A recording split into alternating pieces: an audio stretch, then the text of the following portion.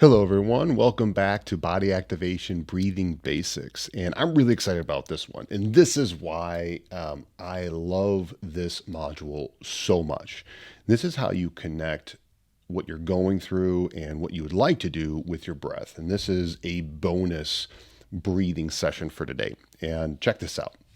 I'm going to do a split screen on this, or actually, I'm going to do a separate shot on this just so you can see exactly what I'm looking at. Now, you know how your breath is connected to how you feel and how you move. Well, one of the things that's really amazing about this is that if you ever notice that when you have a specific story going on in your head, and a narrative, if you wish, of things that have happened throughout your day or stresses that you have, or even a win, something that makes you feel really good, this is an opportunity to be able to debrief that feeling and add what you've already learned to the breath to find a specific direction in what you want to do next, or the next action you want to take, or to process an emotion. Now, this is something that's specified and utilized, a technique that is from the Enlifted.me group. So the Enlifted method. And this is called four-stepping a story. It's a very powerful tool. Now, before we four-step the story, there's a couple of things that that I want to show you. First of all, breathing. And when we are breathing, again, we're breathing from the belly or diaphragm, and we're resting the shoulders in order to go slow and controlled. Low and slow with our breath to make sure that it's completely controlled. And as you can see, if I'm talking super fast and everything's going a million miles an hour, I get revved up. My emotions get revved up. If I'm taking this low and slow as a coach, everything is down regulated. This is a way to down regulate the system and to process these emotions. There are three specific flavors of language that we're going to talk about, and they're split into two separate groups. Number one, we're going to talk about soft talk. Soft talk are the kind of, sort of, maybes, sometimes, instead of solid talk, which is what you're going to do right now. I will do, I'm going to do, something that will happen right now. Also, there are projections. Projections are them, they, it, somebody else's name. And in these words, we're going to start switching that up into what I'm going to do. So those are reflections, what I do, me. So as we switch these words out later on, we'll use this. And then lastly, negations. Now, negations can be tricky and sneaky. Negations are words like but. I like your hair, but it's curly. It's a little back slap of the face as you're thinking that something's okay, but then it's not okay.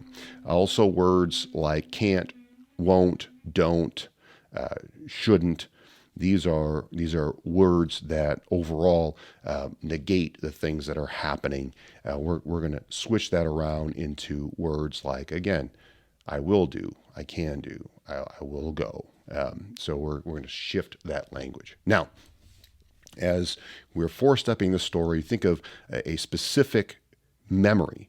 Now, that memory in itself, we're going to title it, and then we're going to write it out conversationally. And what I'm going to show you right here is basically how we're going to put this together. And I want a memory that is very clear, very specific, and something that we can write out conversationally.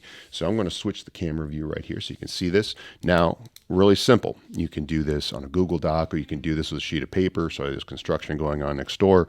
So we write our title out. You can have the title as specific as you can. So my car accident. And now from here, I'm just going to write this out conversationally. As I write it out conversationally, I'm going to think about things like how I felt, when it happened, who it affected, where I was. So I want to get as granular with this memory as possible.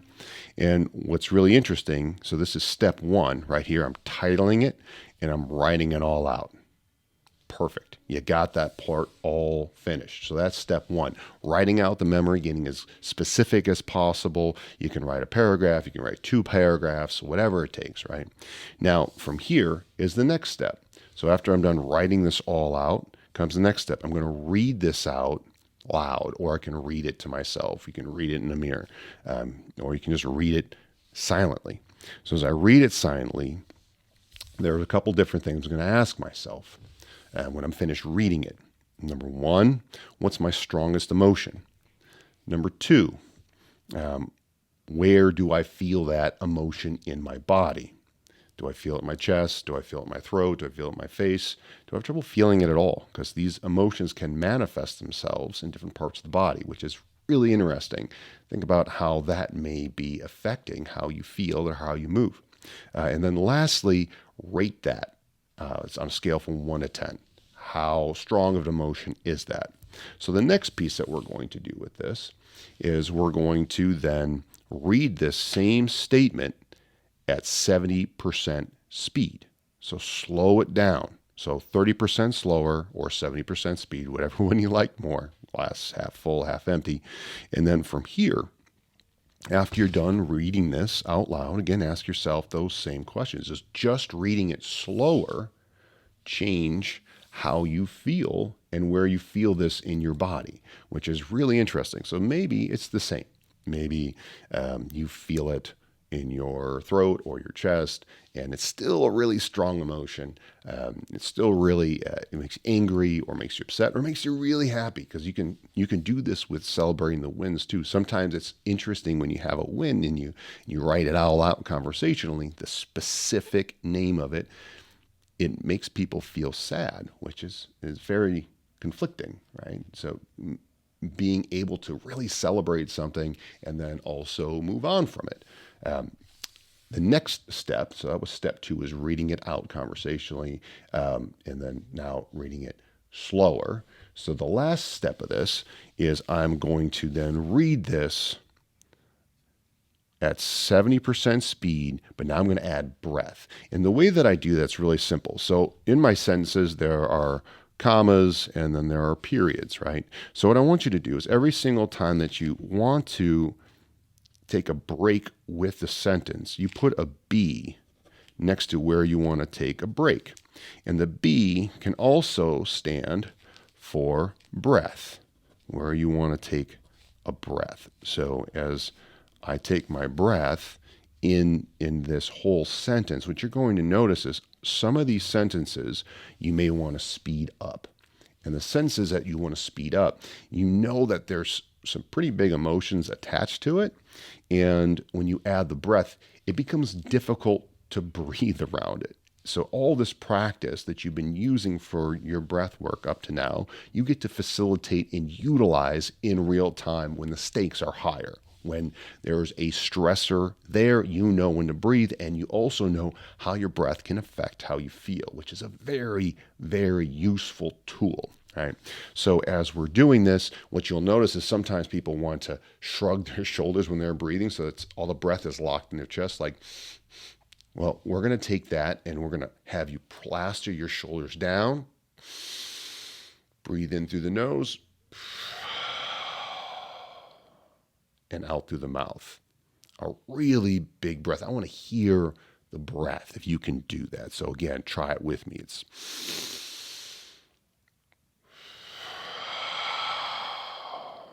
breathe in and breathe out. And what you're going to notice, and what you may notice, not what you're going to notice, what you may notice is that when you are reading a specific sentence, you're going to want to read it super, super fast because it's a tough sentence to get through. What I want you to do is I want you to circle that sentence. I want you to take that sentence that's really difficult, and I want you to circle that sentence so you know which sentence, you can put a big star around it, that you're going to take out later. So as you're working through this, if this sentence becomes difficult to breathe around, I want you to I want you to reread that sentence even slower and then add a breath. And I want you to practice this sentence 4 to 5 times. Try 5. See if, as you're reading it, if you can add the breath. Now, when you're finished reading this entire story with breath, which may take you a little bit longer, take you quite a bit longer, you're going to ask yourself those same questions. Like, number 1, did I feel Do I feel any different, right? What's my strongest emotion now? Number two, where do I feel that my body has changed or does it stay the same? And now, number three, what is the severity of that emotion? Is it just as strong? Which is going to lead us to our next step. Because that sentence that was very difficult to read or caused our strongest emotion, I want you to play the one word game. And the one word game, it's going to be difficult to see on this video, but I'm gonna write it bigger because this is what normally happens, right? So what normally happens is words like I can't believe that they did that, right? So I can't believe that they did that. So we're going to take this sentence and we're going to play the one word game. So number one, we're going to identify negations, right? This can't, I can't believe. So is it accurate or not accurate? Did it really happen? Can you believe that these people didn't? If it's like, yeah, I can believe that they did that. So you could write down, I can believe, or you can say something like, they did that. You could just take out, I can't believe. You can say, they did that. Now, they did that is a projection. They did that. So I'm going to switch the projection they to I. I did that. And what did I do? Right? In that scenario, what did I do? Because in this life, is there anything that I can do to persuade people? Yeah, but am I in charge of what anybody else is feeling, what they do? I am in charge of myself, and that is all that I can control, is what I do. But like in some regards, there's some non-conscious stuff that we cannot control either. It's autonomic, right? But in these words, in this context, what can I control? So I did that. I did that. So what did I do? What is that? Let's get specific now. Let's get clear. What did I do, right? I could say I change my approach. I get clear. What do I do? Or you could say, I got clear. Or I am clear. Get specific about what. Get clear about what. And then notice that as you are getting specific about what is really happening, now you have a direction. I'm clear about what. Make it simple, make it clear, put together your statement. Some people call this a mantra, and then practice your breath around the mantra. Like, I am clear. I get clear. I am calm. I'm personable. I care. Then I breathe. I practice that and rep that out, because if you were to find a statement that helped you exponentially every single day and also helps you get very specific on how you want your day and or an organization or any type of interaction with a person, any type of what's the word that I'm looking for? If you want a specific any type of relationship, if you want any type of relationship to be very, very specific and very clear, and then you tell them your intentions, like, hey, I want things to be this way, and you're very clear about what you want and what you're hoping you can provide for them, or what you're hoping you can do for them.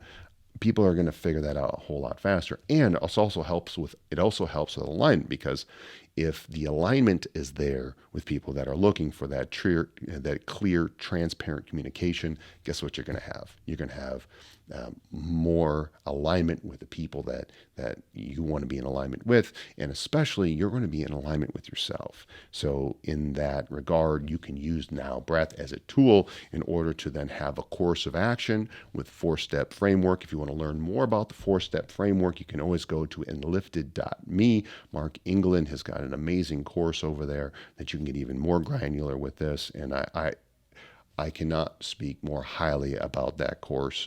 I went through 3 separate steps of that, 3 separate levels of that, actually 4, and it has helped me greatly. So I hope that this module helps you out, and go ahead and rewatch it and rewrite this, start writing. Use your magic wand known as that pen, use the paper. You can do this wherever you want and with whatever you want, as long as there is a specific memory. Hope that helps you. Have a great day, and hope you enjoyed Breathing Basics from Body Activation.